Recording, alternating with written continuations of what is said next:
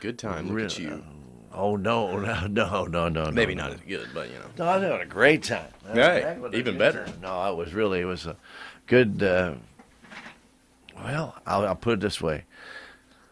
When you don't see some people that you've known and really respected for 40 years and you finally get together, there's a lot of stories to tell. Oh, sure. I can only imagine, You know. going through those times of playing baseball. I got a lot of buddies out there that haven't seen for a long, long time. So maybe one of these days we can reminisce. And, really, it's kind of fun when you see people and you haven't seen them in that long, because they don't look exactly the same as they did the last time you saw them. We all gotten a little grayer and a little older. Maybe we put a pound or two on. Oh, sure. Or lose hair like myself. Oh, well, I yeah. used to have a full set of hair. I mean, I used to have some pretty nice hair, but it's gone bye-bye now. Yeah, it has thinned a little bit. But you know what, though? That's kind of just part of the game. Yeah. We have, and so... That's just my maturity, I guess you'd say. Yeah. That or just catcher's mask, that little the straps you used to pull back. That's what did it. Yep, just tore it all out, tore all the follicles. That's what you get with, life of athletics. Well, people laugh, but it is true, though. Sure. A lot of, and here's the other thing when we start talking about 40 years down the road, you also see you've lost a lot of friends that they're not around anymore, and that's the hardest part. And then you see some of the guys who have struggles in their lives, who have had some cancer and have fought back, and you weren't really aware how bad it was. You heard they were sick, but you don't really know that they're almost lost the battle. So that's the part that gets a little scary, and so to have the chance to see him again was a really wonderful thing. So I was thrilled to do it. Get a chance to see him. Wanted to thank Scott Schultz for filling in for the ball game. He did okay. Yeah. And, I got a chance to actually listen while we were out there for a little bit. So, he did all right. Yeah, I was listening. And the Tigers win. Well. Tigers win. Tigers win. Look at those Tigers. How about those Tigers? I know, right? We do that every time. How about those Tigers? Well, because that's what it's all about. You bet. Yeah. Anyway, well, we don't welcome Jason in, so always want to welcome in always a pleasure. Our friends from the Salem Hospital, and we do really appreciate them coming in. So we're going to talk a little bit about the meeting from Tuesday night. You guys had a special meeting on Sunday. It was just for a couple of things, though, right? Sure. Yeah, there was basically just to swear in the new officers and discuss some pledge of like a declaration for non-disclosure type for the board. For everybody to be on the same page. Sure, because absolutely. with all the changeover, and then you had people finally got all elected officials. Yeah. Change. Yeah. You had a lot of appointments last year. So, Absolutely. So it finally all became pretty much official. So very good. All right. So you talked a couple about some town hall meetings coming up that were held with your employees and stuff. How did all that go? Oh, sure. Well, in the month of March, we've been doing that about quarterly. And that's just keeping our employees on top and being fully transparent in what's going on through the hospital. We try to keep communication going out, via emails. And me, I like to talk. So I'll go out and talk to my employees. You laugh like you know what I'm talking about. That was a stretch right there. So, but we like to be able to get everybody together to where all employees can get and talk and ask questions, voice concerns. So we had 3 of the meetings spread out through the day, and it was well attended. And so a lot of good things. And you get feedback as well, Sure. from them to what their concerns might be and then how to answer that. Sure. So you had the Missouri Hospital Association, Bryant McNally in? Yep. He was there last week, and he's our VP of Membership Services for MHA, and he was there to just see with multiple rural hospitals as well as Salem hospitals how MHA can help. Legislatively, talking about 340B, what they can do and what services they can provide. So we were able to have a good conversation and, share the struggles of SMDH. It's not just SMDH, but all rural hospitals, what their struggles are. So he had kind of heard the message already, but we just kind of validated it. Very good. Yeah. You have a meeting with Dave Hoy coming up next week on the 23rd. You want to explain Oh, that yeah. meeting, if you would? Yeah, Dave Hoy is with Assured Partners, with an insurance broker. We had him for years. He had been our broker for a long, long time, and the board had requested to talk and meet with him. So we're doing a preliminary meeting on April 23rd to just talk, and then we'll bring him to the board and ask questions. Basically, what are with the benefits of the hospital? What are the options that the board has for our community? But I'll also probably get some of the new board members up to date on what Dave does. Yes, exactly. Because, well, and no matter who your provider is, there's going to be things about hospital insurance that are totally different Absolutely. than everybody else's daily insurance. And none of that stuff is getting cheaper. So finding options that's the best for Salem Hospital, that's always our goal. Okay, well, we all know this is the time of year we all start having budget meetings. Now the board is elected, which this happens every year. Sure. Once the board is solidified and elected, we have our full board. They start putting budget meetings together. The department directors will be meeting. You get at least 3 of the board members get together for the finance committee, and we'll talk about here in just a little bit. And maybe, I would say it's still going to be kind of difficult, though, to put the budget together, because the one budget prepared by a previous management team was just let's take an annual number and we'll divide it by 12. Yep. Just bump up the revenue. That's not the way you create a budget, and you know as well as I do. So there may still be some tough numbers to come by in this budget, right? Absolutely. And that's where historically we would involve our department directors, because that's your leaders. How can you make anybody accountable for a budget if they don't understand or know where their budget numbers are coming from? So and they have no input either. Absolutely. And those leaders are the professionals for their departments. They understand what market trends are coming down the line. They may see that, I'm going to have a 4% in this supply cost that's going to be, nobody foresaw that. There may be 7% food cost increase, all around the board. So they must be involved with their department. And historically, and I'm going to say the last fiscal year, I don't think as many of the directors were involved as much with their operational budget as they should have been. So we are going to be fully transparent and get them completely involved to where they know exactly what our operational budget is going to be. Because last year at this time, we were still under the direction of another company, just for a couple more months. But still, they are the ones that put together the budget. Didn't have a lot of input from anybody. It seemed like it was very generic. Yeah.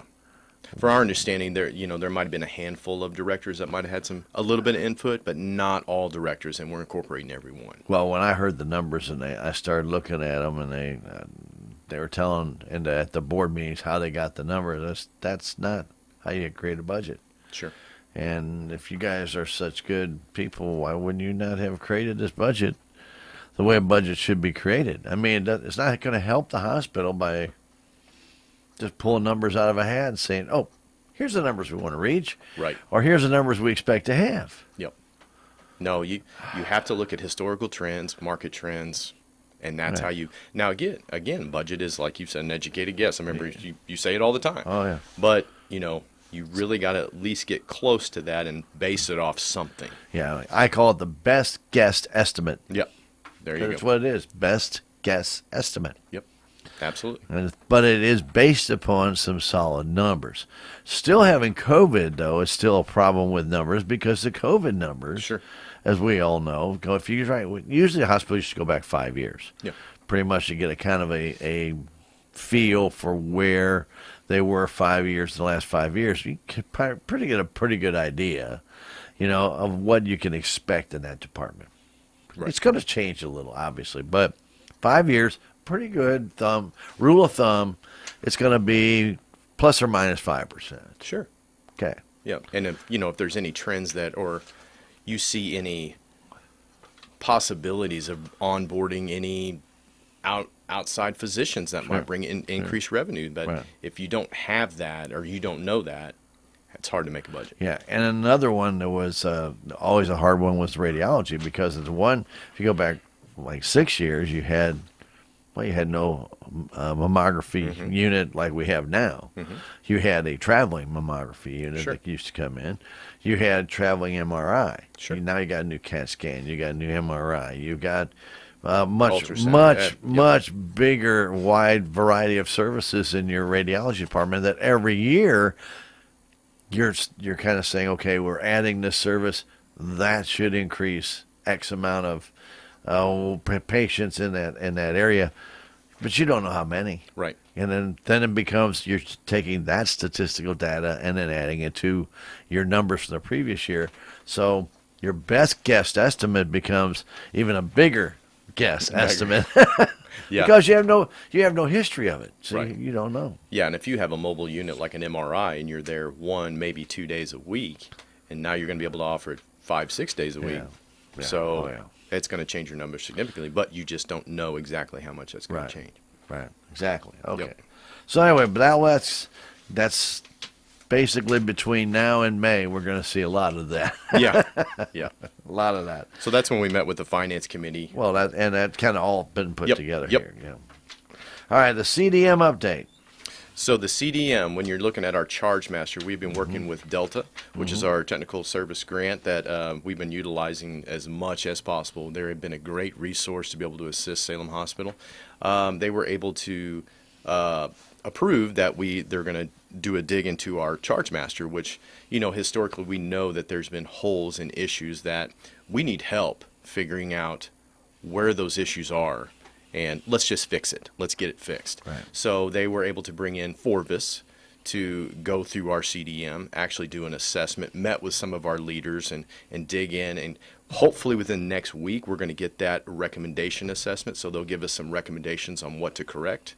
And we'll go forward with that. And I'm hoping to get and also a pricing strategy for our charge masters. So that way Salem Hospital can be on the up and up from going forward. Very good. Yep. All right, moving forward.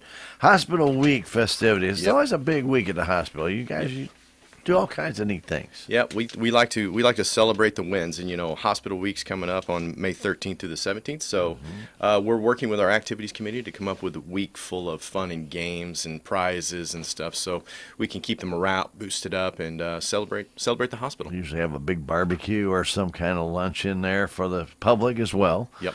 That's usually that Friday or so. So we'll Yep. see. Well, Yep. wait We'll for have some those more information activities. coming. You bet. You bet. You bet. And then, of course, the golf tournament on June the 7th. Always How's a big that coming? event. Always a big event. So we've actually, with our foundation, that's been sold out.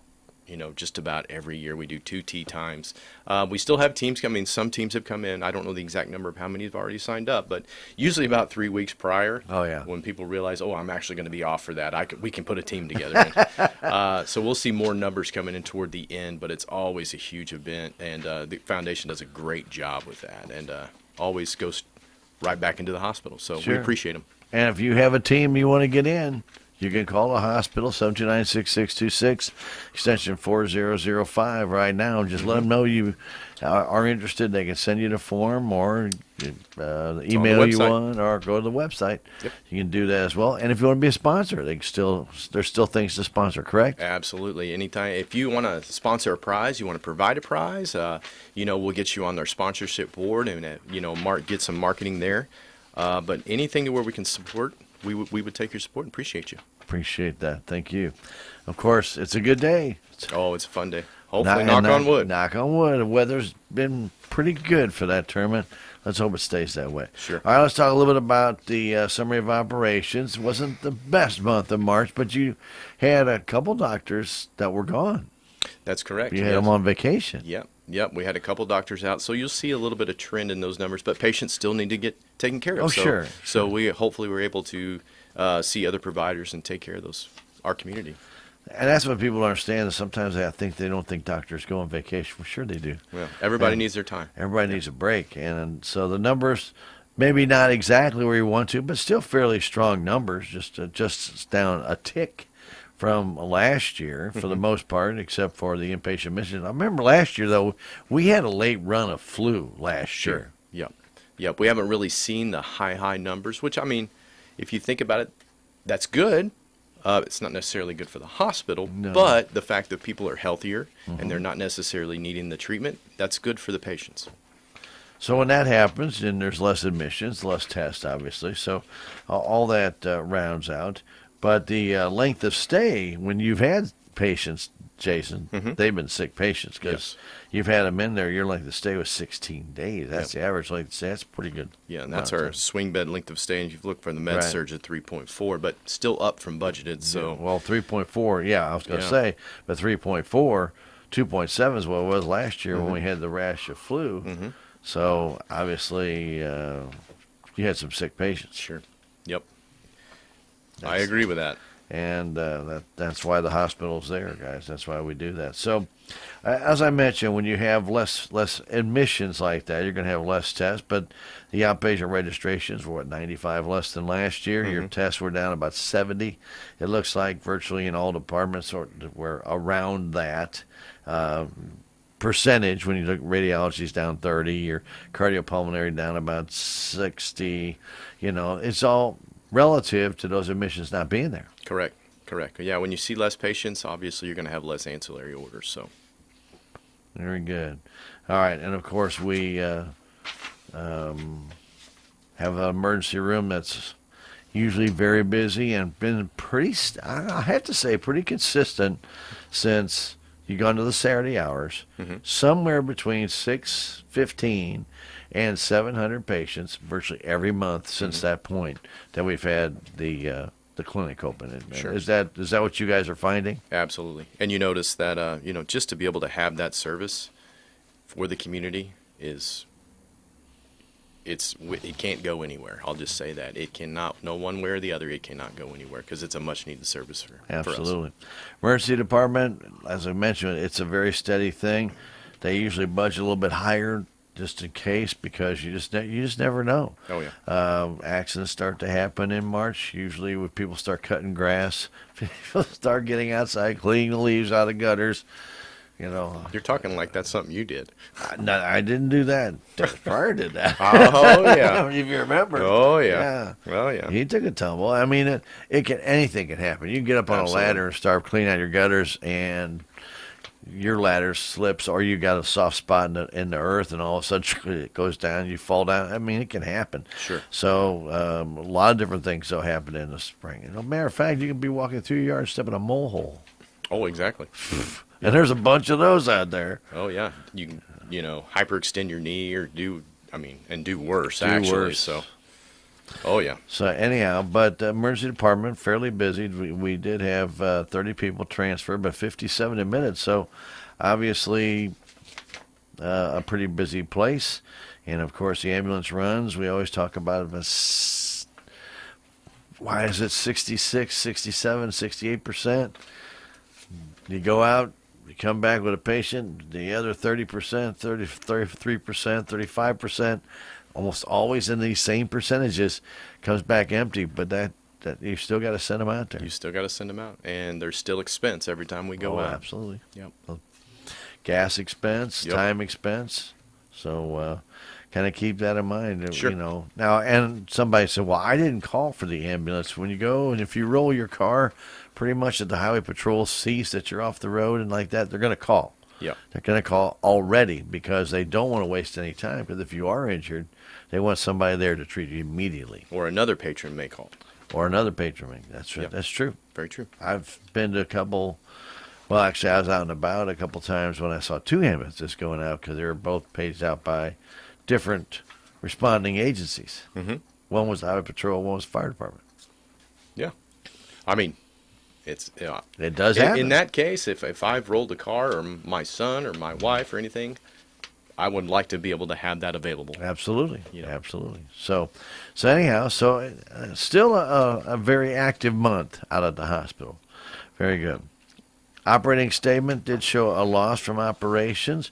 Have as much inpatient, obviously, revenue, which we talked about. The inpatient numbers were down, but really that's just about it. When you look at the numbers, supplies cost, Jason, still out of sight.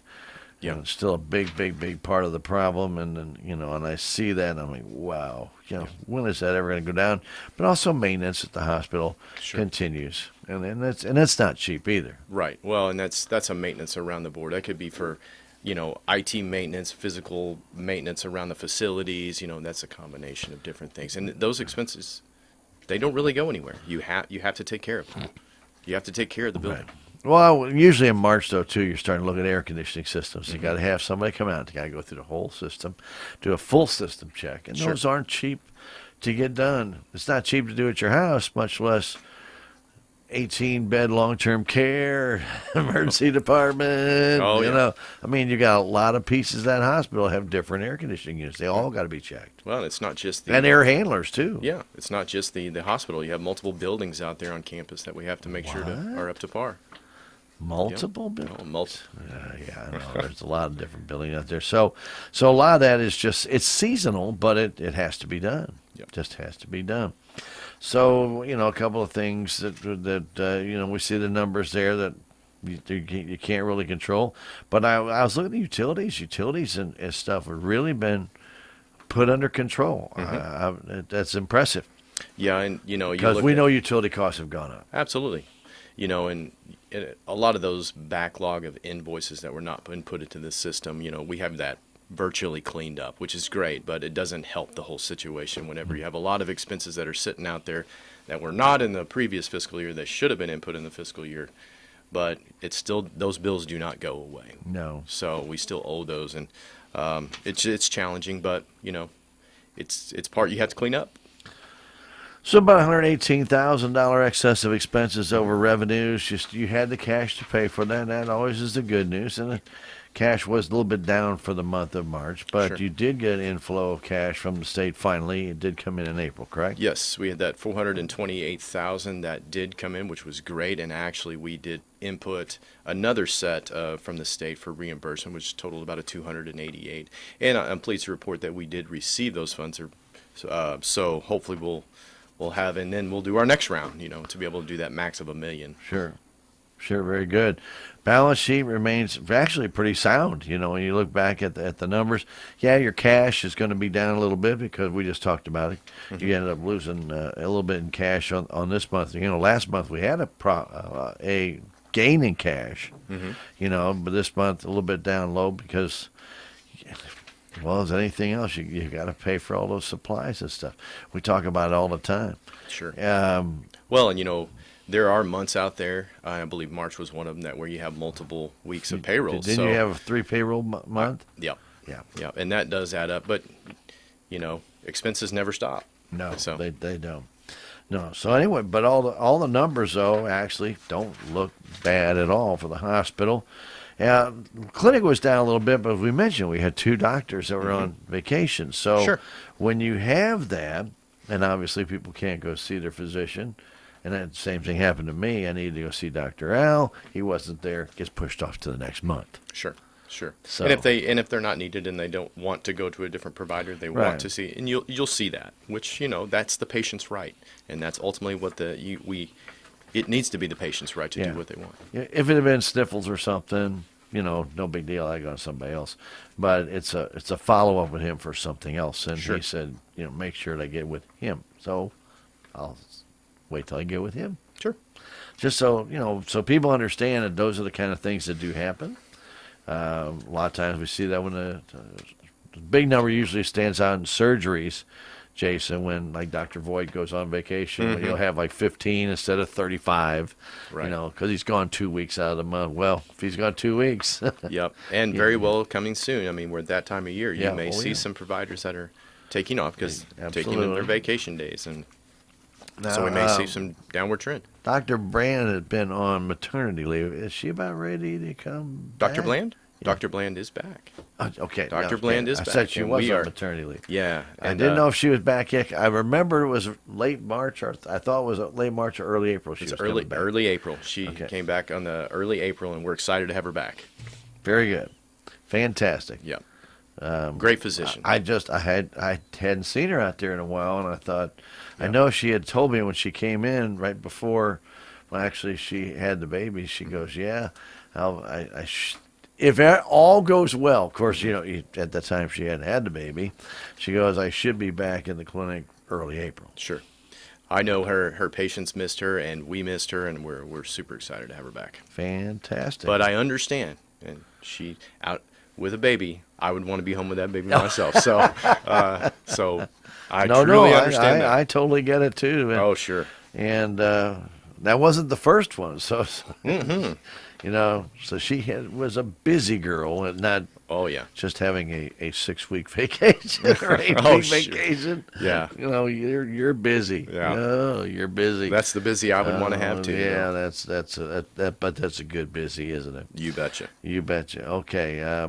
Cash flow statement, as we mentioned, we had a little bit of a decline in cash during the month, but the good news is the hospital is able to absorb that. Yeah, put your cash available on hand for that month a little bit lower, but it has since responded fine. Yeah, those 3 payroll months do take a hindrance on the cash situation, but we just got to keep moving forward, and then, like I said before, the expenses never go anyway. Bills still have to be paid. So 340B program, how's that been progressing since we made the kind of some adjustments?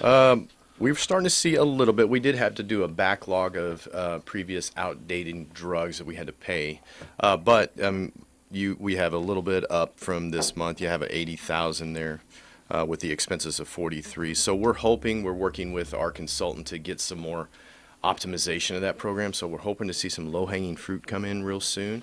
But I'll be able to report to the public when we start seeing that. All right, very good. So Ashley Owens gave the chief nursing officer report. Still needs some nurses. Oh, yeah. Always need some nurses. So anybody wants to be, if any nurses out there want to be part of the team, hey, it's one team, one fight, one family. Every hospital has the same need. Yeah, absolutely. There's a bunch of hospitals out there just begging for nurses, and so there is still a nursing shortage. Yeah, I remember Missouri Hospital Association had warned about this, and I think after COVID, all the unfortunate situations with that were a lot of medical people were really kind of put on a spot, and I can't blame them. It's put a lot of pressure on the medical people to make things just happen. Yeah. And unfortunately the nurses took a lot of brunt of that. Yeah. So. And being on the front lines, and we saw a lot of trends of, some of the nurses were getting out of healthcare. I mean, through COVID. I mean, it was just a lot, and I understand that it was a lot. Yeah. And then you have some that are transitioning over to an agency.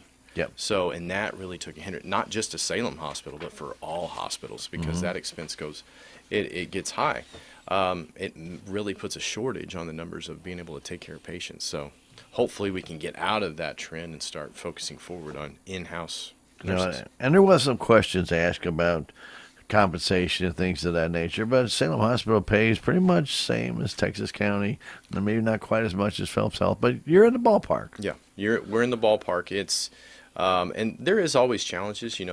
Different institutions throw out large sums of money, but when you sign those bonuses and contracts, and you're kind of stuck for a while, and but we do have that opportunity here at Salem as well, so we want to be able to take it. And when I get back to the family situation, you hear a lot of times at other facilities that it's not the family atmosphere that you would get here at Salem, and that's what we've always been. It's always been family taking care of family. And when you walk down the hallway, and I know the community member, and I sit and talk to them, and my nurse knows this community member, and my respiratory therapist, my rehab, they know this community. It's family taking care of family. You go to another facility, you just walk right by with your head down. You won't see that at Salem Hospital. And they don't. And how many times you just walk through the hospital, you get a hello, or hey, how you doing today? And I don't even know who they are, but they greet you with a pleasantry that makes you feel a lot more at ease. Nobody really wants to be at the hospital, even if you're going in to visit somebody. It's still heart-wrenching a little bit, because you're not in there just to be a clown or something. You're in there to see somebody and try and brighten up their day. But when somebody's ill and they're not feeling well, it kind of hits you too. Sure. Well, and it can happen to anybody. It's that compassion and the quality care. Absolutely. It's not found everywhere, and I will put that out there. There's hospitals that I have dealt with that you don't find. First off, no family atmosphere. It's Yep. all by the book, and then the second thing is they don't even smile while they're doing their job. So it's like, gee, me, Yeah. how depressing you want to make this? Well, the good thing about it is with Salem Hospital, it's community staff taking care of our community. So no matter what, no matter the situation of Salem Hospital, it's going to be our family taking care of our community. Very good. All right, so after the Human Resources report, we'll go right into old business. I talked about the state match funding update, which we've already been talking Sure. about, so that's good to do. Strategic plan kind of set for May 10th. Yep, and we had sent out to all of our employees a survey to be involved in that strategic plan. We want their input as well. So we worked with University of Missouri Extension. They compiled a survey and able to use their software to compile the data. We haven't got that data as of yet, but we'll be able to compile all that and come together and discuss on May 10th and develop that strategic plan for the hospital. Very good. Yep. All right. And then something that was discussed before the election, and a governing board bylaw amendment. I know the attorney, Mark Weaver, was working on that. Did not have it at the last meeting that I attended, I know. Sure. And he wanted to present it to the board. So that was presented, and that was passed, correct? Sure. Correct. Okay, very good. Yep. And we elected officers for the board since the election was over, since they were all swore in. Correct. Yeah. And you have that, or do I I need? think if I can read it, you may have to read it. I wrote it in ink and I can't even see it. Well, President's Mike Swires. Yeah. And then Leanne is the vice president. That's Leanne Price. Oops. And you're already dropping Got stuff. my glasses, so I can't read anything either. So, not very good. And the secretary is Karen Brown. Correct. Finance Committee. Frank Barnetts and Leanne and Karen with Zach as the alternate. That is correct. I'm sitting here holding. I'm starting to notice my age. You know, I had those on the top of my head, but I wanted to make sure to read them off to get them right. And now I'm like showing can't. where I have to hold it away. I got these new contacts. Yeah. Oh, I thought you said you dropped your glasses. No, I did. I just dropped them on We the. will On cut, the yeah, okay. yeah. Okay. If not, we just would have made them up. Yeah, there you go. No. So anyway, that is for the next year until the next election, Correct. which will be next April, Yep. for one of the seats. And I'm not sure which district is up next April. I never remember that. No, No matter what. I've slept since then, but so Absolutely. you have to. Absolutely. Closed session. Any votes taken? No votes. No votes. Very good. Yep. And there we have it. All right. Yeah, it was a pretty quick meeting. Good, very informative. Good group of board members there. Very, very informed, very educated, and it's exciting. It's good, yeah, and it's right now. And this was a very important time for the hospital because you had people who were appointed, obviously, and we know that Sure. for the last for almost a year. You know, I say 10 months. Others for just a couple of months that are in there. But it wasn't an elected board. Now you feel pretty confident that this is like a mostly elected board. Sure. And you're going to be able to move forward. Correct. You You know, know. and it brings me back to when I was talking to Bryant McNally with MHA. You know, when it comes to rural health care, and Salem Hospital is not any different than any other rural hospital right now. Actually, there's consortiums together for critical access hospitals, and it's the constant topic that we're dealing with. You know, talking about insurance and reimbursement, federal dollars, and we're not getting the reimbursement ultimately to fully be sustainable. I mean, it's making that at a government level to understand what rural critical access hospitals are going through, and I think that's where Bryant can be an advocate for that. Will there be any changes at the legislative level? We can't guarantee that. No. But we deal with those challenges every day, and we just take one step in front of the And other. you're still dealing with sequestration. That Yeah. 2% has not been added back. You're right. And it's still missing. Absolutely. And I don't know why. Yep. Why? I've not I heard. wish I could answer. I have not heard one reason why that has not been put back. Sure. I heard a whole bunch of reasons why they had to take it, Oh, sure. but I haven't heard any reasons why to put it back. Well, why should we maintain the health of our nation, especially in the out of the city areas for critical access hospitals, which are mostly, by the way, in rural areas. Sure. You know, there was some data out there that we went through that over 40% of rural hospitals are running at a negative profit margin. So that goes to show you right there, Salem Hospital struggles is around the board with a lot of other rural hospitals. But also getting the reimbursements in a timely fashion Sure. have been an issue as well. Oh, sure. And every hospital deals with that as well. You know, it's getting just because you have a patient and you bill it, that doesn't mean you're going to be seeing that next week. No, you're talking months and months and months down the road. Yeah. Yeah. And by the time it goes through the system and even Medicare bills it out, and then they send you a notice to say, is this correct? Hospital still hasn't even been billed yet. Yep. Or they haven't received any money yet. And then Medicare will then finally approve of it. How long does that take after I say, yes, that's all correct? Or don't question anything for that 30-day period. Well, you know that the hospital's not getting paid for that 30-day period. Right. You know, and this is coming maybe 40 days after I went in the hospital. So you're talking 70. And then now they're going to send you a bill, and then you're going to have time to, Right. or have Medicare pay it. But any of those expenses that were incurred during that time are They're all well up, past. They're all up front. Yep. So, and that's where the hospital is really put in a bind, especially with critical access money, because you were making 101%, now it's 99. So you're not even making enough to pay what you have to pay just to stay afloat. Absolutely. You have to find another way to find another source of income, make that happen. Sure. It's a juggling act, isn't it? It is very much You know, ongoing and- struggles, but you know, that's healthcare. Well, healthcare's changed a whole bunch, Oh, sure. Jason, you know as well as I do. Absolutely. And I mean, and we're not telling anybody out there that hasn't gone through it that it hasn't changed. I mean, the types of insurance that are out available and different things, and everybody's seeing these deductibles now. They're so high, and it's catastrophic insurance, and makes it very, very difficult on people. So, Sure. you know, all of us are in the same boat, guys. We all understand, and the hospital understands too. You know, that's why they have a cash option, which it's a lot cheaper. If you need to get something done, you can contact the hospital and get an idea what that is, and you're going to find our hospital here one of the lowest you're going to find for some of the major services like an MRI or things or CAT scan around. Sure.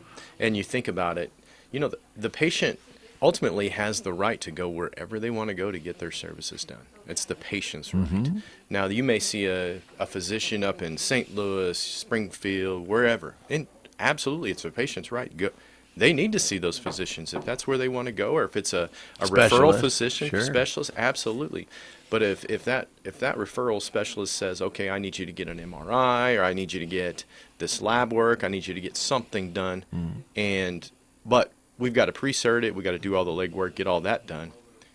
So that's going to take some time. You're already back home. So there's no reason that patient, if they choose to, if we can provide that service here, you don't have to travel back to St. Louis or Springfield to get that done. You can tell your physician, I want to have that done at Right Salem here. Hospital. Sure. We will get those images. We'll get that lab work to that physician to have it right there in front of them.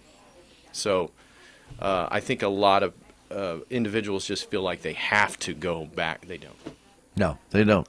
And matter of fact, I went to a cardiologist in St. Louis, Dr. Al referred me to, and I took him all my tests that I had done in Salem. So all the paperwork he was looking at, he goes, this is better than I normally get here out of St. Louis. And I said, so what you're telling me is that this test that they ran there is giving you all the information plus the radiological report that I have. He goes more than enough.